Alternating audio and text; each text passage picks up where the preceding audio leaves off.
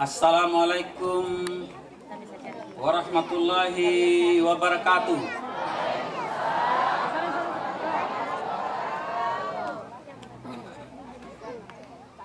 Ini yang di sebelah kiri ini organisasinya Istika. Tahu itu ISTI? Ikatan Suami Takut Istri. Karena yang menjawab salam saya hanya ibu-ibu, bapak-bapak tidak ada. Sepertinya tidak akan keluar suaranya karena mungkin ada ibu-ibunya di sini. Ulangi kalau begitu. Assalamualaikum warahmatullahi wabarakatuh. Itu baru benar. Di kiri dan kanan sama. Kalau kita sering takut sama istri, jangan juga terlalu kelihatan di tengahnya orang banyak. Harus ada sembunyi-sembunyinya juga. Yang penting kita tidak berbohong. Begitu Pak Ustaz ya? Kan tadi dilarang berbohong. Yang terhormat Kepala Subbagian Tata Usaha pada Kantor Kementerian Agama Kota Bau-Bau, yang terhormat Kepala Seksi dan Penyelenggara, hadir semuanya, mulai dari Pak Tahirudin, Pak Kis, Pak Sanudin, Bimas Islam, Pak Hakim, Haji dan Umrah, Pak Lamida, Pendidikan Madrasah, Pak Lawai, Zakat dan Wakaf, yang terhormat Kepala Kantor Urusan. Semua urusan adakah di sini? Ada semuanya. Mulai dari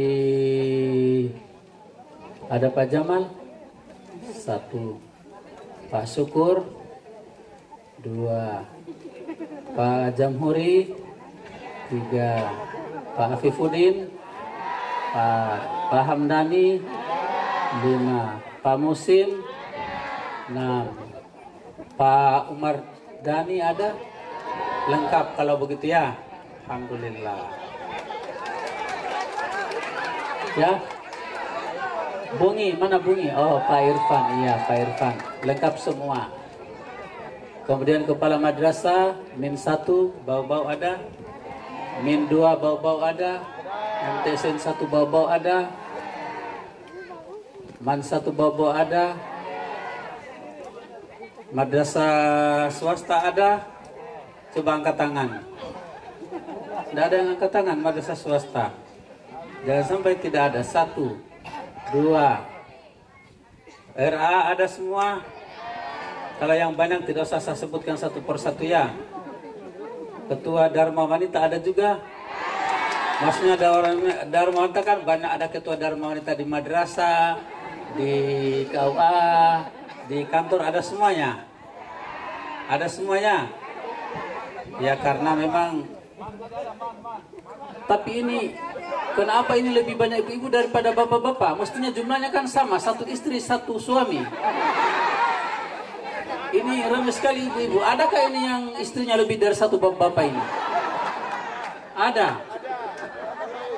Mestinya lebih banyak suami daripada istri karena ada duda. Tapi ini lebih banyak ibu-ibu ini. Kita beri aplaus dulu untuk ibu-ibu kita pada sore hari ini.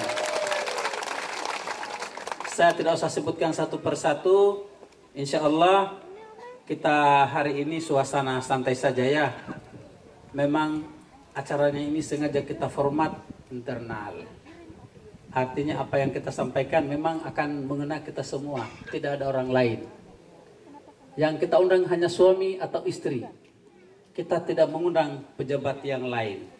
Artinya memang sengaja kita buat acara kita ini betul-betul acara kekeluargaan. Supaya kalau kita bicara nasihat tidak didengar oleh orang lain. Kira-kira begitu ya. Supaya kalau kita bicara kurang nyaman tidak didengar orang lain. Karena kalau didengar orang lain menjadi gosip lagi di luar. Kenapa tadi itu Pak Ustaz bicara begitu itu waktu dia bawakan ceramah Maulid tadi? Atau kenapa Pak Kandip tadi itu bicara begitu? Jangan-jangan di kantor ini ada yang tidak benar. Jadi kita bungkus sedemikian rupa. Yang pasti bahwa Bapak dan Ibu, hari ini saya merasa bangga dan berbahagia bahwa ASN, ada PNS, ada P3K dan anak honorer di lingkungan kantor Kementerian Agama Kota Bau-Bau hebat-hebat semua. Saya istilahkan hari ini talent event. Tahu talent event? Kita tampilkan semua yang memang belum pernah kalian lihat selama ini. Belum pernah dilihat di kantor ini. Ya, protokolnya saya juga tidak menyangka ternyata bisa jadi protokol. Di mana latihannya? Di belakang kita ini ada hadro. Alatnya sudah lama ada di sini, tapi belum pernah dipakai. Hari ini sudah bisa dipakai. Habis lagunya atau masih ada? Masih ada. Lagi berapa lagu? Lagi 1 lagu. Saya ragunya jangan sampai saya bilang masih bagus, ternyata stoknya sudah habis. Ternyata sudah berapa lagu hari ini? Sudah 3 lagu ya. Nanti terus dilatih, mudah-mudahan semangatnya tetap seperti ini, bila perlu ditingkatkan. Terima kasih banyak untuk grup Hadro Iparia. Sanggar seni apa ini? Sanggar seni budaya Islam. Apa namanya kira-kira? Nanti dicari namanya ya. Siapa tahu ada event bisa kita ikut. Bagaimana? Sudah bisa saya akhiri atau lanjut lagi? Lanjut. Jangan sampai ada yang bilang lama sekali pengantarnya Pak Kandep ini. Kapan-kapan baru mulai bicara. Kalau kalian bilang sudah, saya akhiri. Masih mau lanjut? Oke, kalau begitu. Jangan ada yang mengeluh kalau salah lama kalau begitu ya. Saya tidak akan memperpanjang kalam Bapak dan Ibu. Yang pasti pada hari ini kita bicara etos kerja. Kira-kira begitu ya. Intinya hari ini kita bicara etos kerja. Etos kerja sudah banyak dikupas juga oleh Al-Ustaz kita ini. Yang diam-diam ternyata retorikanya ini sudah ada ini. Teman-temannya Pak Hamdani. Sudah ada teman-temannya siapa-siapa. Makanya saya bilang tadi talent event. Ya, mungkin ada yang bertanya-tanya. Dari mana ini Pak Zulfian ini? Kita Ji, bukan orang lain. Dia adalah salah satu ASN Kementerian Agama Kota Bau-Bau. Jangan sampai ada yang berpikir dibayar dari mana. Tidak Ji, tidak dibayar. Ada honornya kah? Oh, tidak ada. Alhamdulillah kalau begitu. Berarti mengurangi juga beban panitia.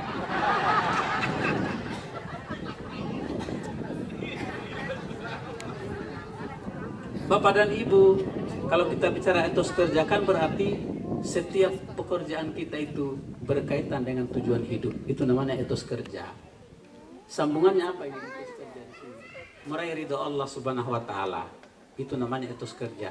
Setiap pekerjaan kita berkaitan dengan tujuan hidup. Ya. Tujuan hidup kita apa kira-kira?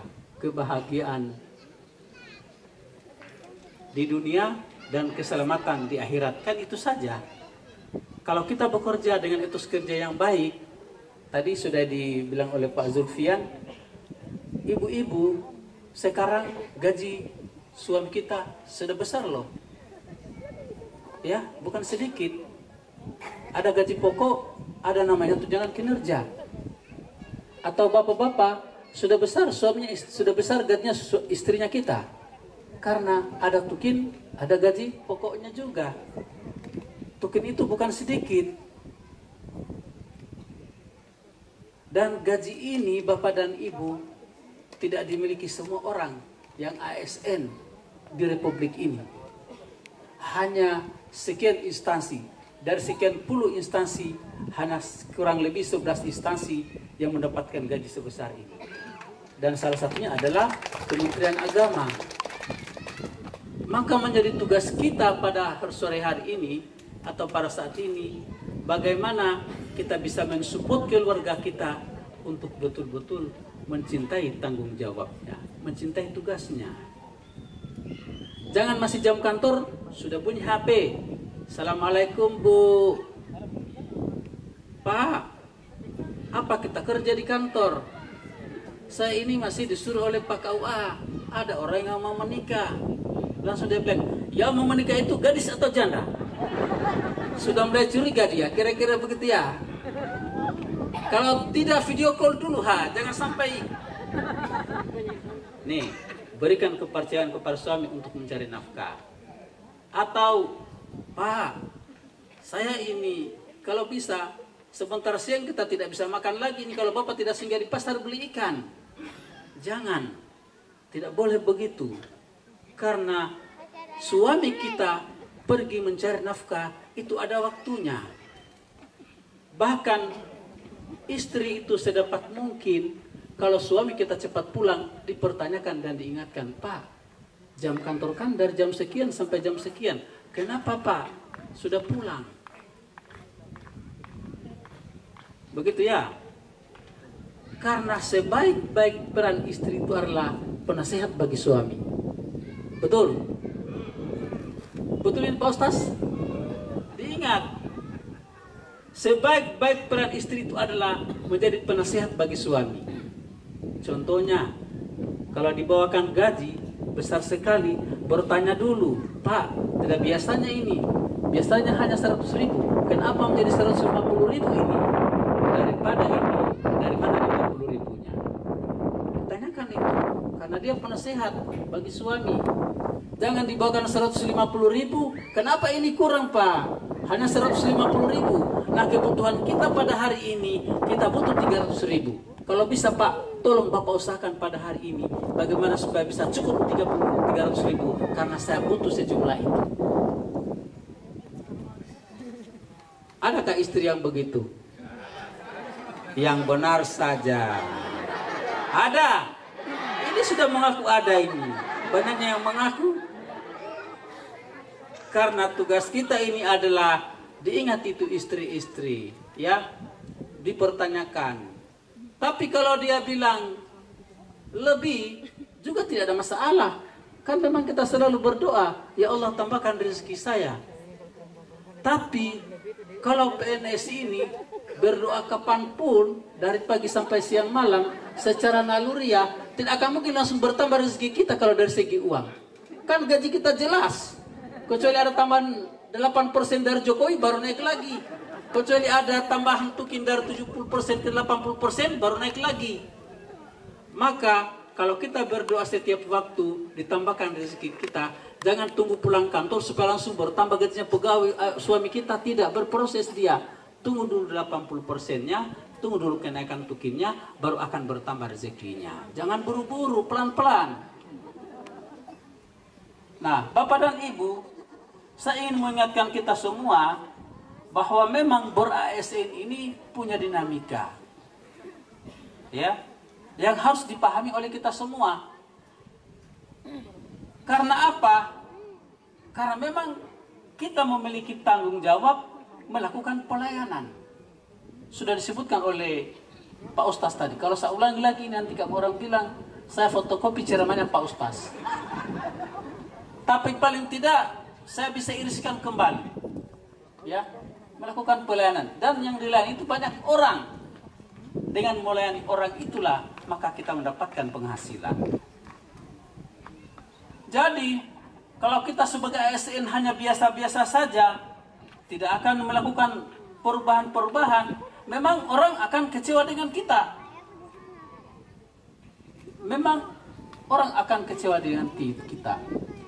Nah, maka beberapa tugas ASN di sini adalah setiap kita di sini harus menjadi pemecahan masalah, bukan menjadi masalah di dalamnya. Bedakan atau sama? Jangan dari setiap kita ini menjadi masalah. Contoh yang sederhana yang menjadi masalah itu, ibu-ibu, kadang-kadang ibu tidak tahu bahwa suaminya ibu ini dari 1 bulan sekian hari tidak masuk kantor. Kadang kita tidak tahu. Nanti sewaktu-waktu akan dipanggil, kenapa hadirnya tidak atau kurang.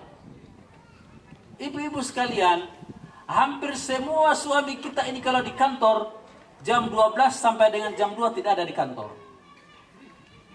Pertanyaannya, apakah mereka setiap hari pulang di rumah dari jam 12 sampai jam 2? Atau ada singgah-singgahnya? Ada singgah-singgahnya. Langsung pulang di rumah. Ini saya sudah mulai buka-buka bocoran sedikit ini. Aib-aibnya suami-suami kita ini. Karena setiap saya datang jam sekian, tapi tidak semuanya. Ada juga memang sama juga begitu. Termasuk kita di lingkungan madrasah. Ya, sebagai guru. Kita jangan melihat murid itu sebagai suatu masalah. Tapi bagaimana melihat murid itu? Kita pecahkan apa masalahnya, karena itu adalah tanggung jawab kita. Di KUA juga begitu, di kantor juga begitu. Yang keduanya, bahwa kita sebagai ASN harus selalu memiliki inovasi dan kreativitas. Tahu inovasi? Inovasi itu apa yang belum ada hari ini kita pikirkan bagaimana supaya dia bisa menjadi ada. Hal yang sederhana saja sebenarnya, yang tidak perlu berat-berat.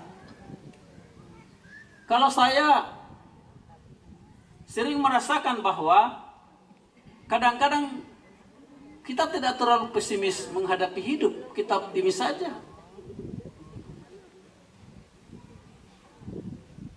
Kita optimis saja. Kalau memang sesuatu pekerjaan itu kita bawa dalam pikiran kita kepada hal-hal yang positif, maka akan 1000 cara untuk kita mendapatkan hal-hal yang positif itu. Tapi kalau hal yang negatif itu kita bawa dalam pikiran kita, maka 1000 pikiran akan menghalangi apa yang kita pikirkan itu. Maka inovasi perlu Bapak dan Ibu. Contoh kecilnya saja, kita duduk pada hari ini, kan ada anggarannya kayak ini di dalam DIPA. Mana Pak Jaliadi? Pak, ada tidak ada kan? Kalau ada yang bertanya dari mana uangnya, ini keikhlasan kita semua kok. Sampai sudah digulung, nah ini sudah semakin bagus. Kita tidak tahu nanti, kira-kira di masa-masa yang akan datang, ya kalau selama ini kita hanya mengandalkan kecil dulu di sana itu suaranya itu. Kan baru mengaji kan belum azan. Itu juga kan mengajinya karena kaset, bukan orang toh. Bagaimana? Samakah pahalanya mengaji kaset dengan orang? Sama atau tidak? Beda ya? Bagaimana misalnya kalau radionya dibuat oleh orang Cina? Siapa yang ambil pahalanya? Kita atau orang Cina? Ini perlu diperdebatkan ini. Bagaimana nanti diperdebatkannya? Iya. Katanya kalau pakai radio pahalanya sama dengan bagaimana kalau radionya dibuat oleh orang Cina, oleh orang Jepang? Nanti orang Jepang itu yang dapat pahalanya. Begitu Pak Ustaz ya. Makanya saya minta tolong diperkecilkan saja, tidak apa-apa. Kira-kira begitu ya. Lama ini Bapak dan Ibu. Baru siapa suruh kalian bilang tadi, lanjutkan. Kalau kalian bilang tadi saya stop, saya stop. Masih bisa lagi lanjut? Oh, gaspol katanya di sebelah sana. Ini inovasi kreativitas. Bapak dan Ibu, yang berikutnya kita ini harus adaptif. Tahu adaptif? Adaptif itu adalah kita harus bisa menyesuaikan diri dengan hal-hal yang baru. Adaptif namanya. Contoh sederhananya yang adaptif pada hari ini. Ibu Tanti mengirim daftar hadir kita pakai Google. Apakah sudah absen semua? Belum. Karena masih akan diminta emailnya, masih akan diminta apanya, sehingga absennya tidak bisa terkirim. Itu contoh adaptif Bapak dan Ibu. Jangan kita kembali kepada zaman batu, dan itu jangan dijadikan masalah. Belajarlah. Karena dengan belajar itu, pasti kita akan mendapatkan kebaikan. Kira-kira begitu ya. Belajar, jangan pesimis. Jangan menjadi bahan humpatan itu. Karena termasuk dalam sistem lain. Karena di masa yang akan datang, kita tidak akan pernah kita tahu seperti apa perubahan-perubahan yang akan terjadi. Kemarin zamannya corona, tiba-tiba ada perubahan, orang mulai sudah belajar pakai digital apa semua. Dan besok juga kita tidak akan tahu apa yang akan terjadi. Maka setiap perubahan-perubahan itu kita harus bisa mengadaptasikan diri. Contoh, jangan lupa isi link kepuasan tadi. Karena kita di mana instansi kita sudah ada link kepuasannya, itu jangan diabaikan. Saya khawatirnya jangan sampai yang tidak mengerti itu orang yang melayani.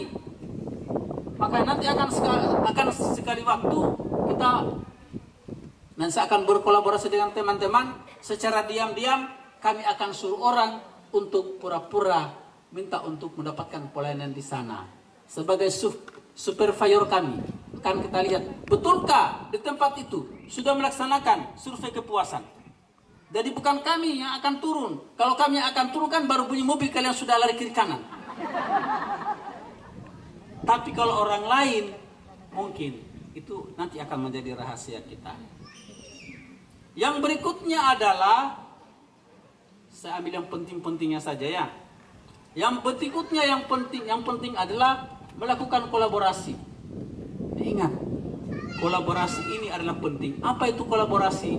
Mengintegrasikan semua potensi yang ada.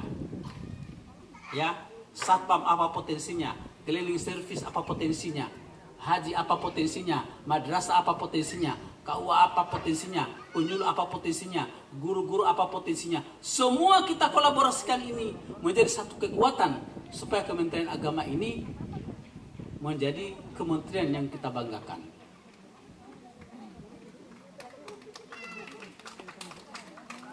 Dan ini juga bukan hanya kita melakukan ini.